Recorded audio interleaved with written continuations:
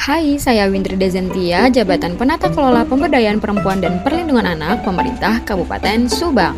Pada video ini, saya akan menjelaskan core value ASN berakhlak mengenai harmonis dan loyal. Pertama, kita perlu paham dulu konsep harmonis. Nah, mengapa kita perlu hidup harmonis? Karena Indonesia adalah negara yang penuh dengan keberagaman, baik itu keberagaman suku, budaya, agama, dan lain sebagainya.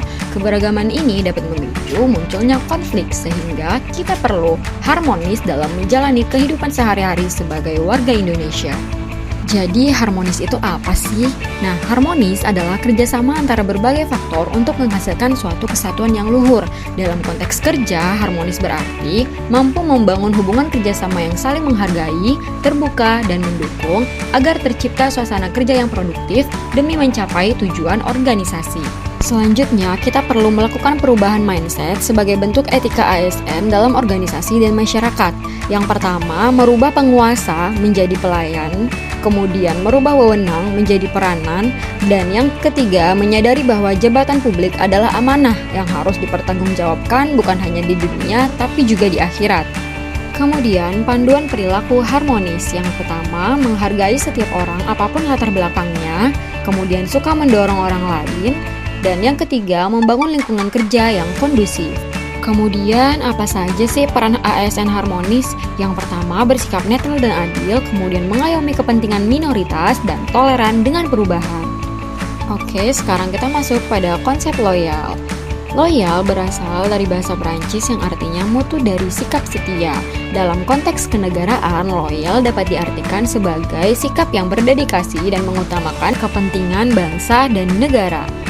Terdapat beberapa kata kunci loyal. Yang pertama, komitmen, dedikasi, kontribusi, nasionalisme, dan pengabdian, atau biasa disingkat dengan kode konasap. Oke, selanjutnya panduan perilaku loyal. Yang pertama, memegang teguh ideologi Pancasila, Undang-Undang Dasar 1945, dan setia kepada NKRI dan pemerintahan yang sah. Kemudian menjaga nama baik ASN, pimpinan, instansi, dan negara, dan menjaga rahasia jabatan dan negara. Selanjutnya, kita perlu tahu bagaimana sih karakteristik pegawai yang loyal. Nah, yang pertama, taat pada peraturan, kemudian bekerja dengan integritas, kemudian memiliki tanggung jawab pada organisasi, kemauan untuk bekerja sama, rasa memiliki yang tinggi, hubungan antar pribadi, kesukaan terhadap pekerjaan, keberanian mengutarakan ketidaksetujuan, dan menjadi teladan bagi pegawai yang lain. Baiklah, dari pemaparan ini dapat kita simpulkan bahwa harmonis adalah tentang saling peduli dan menghargai perbedaan dalam suatu hubungan atau lingkungan kerja. Sedangkan loyal adalah sikap setia, patuh, dan mengutamakan kepentingan bangsa dan negara. Baiklah, sekian presentasi dari saya. Semoga dapat dipahami. Terima kasih sudah menonton.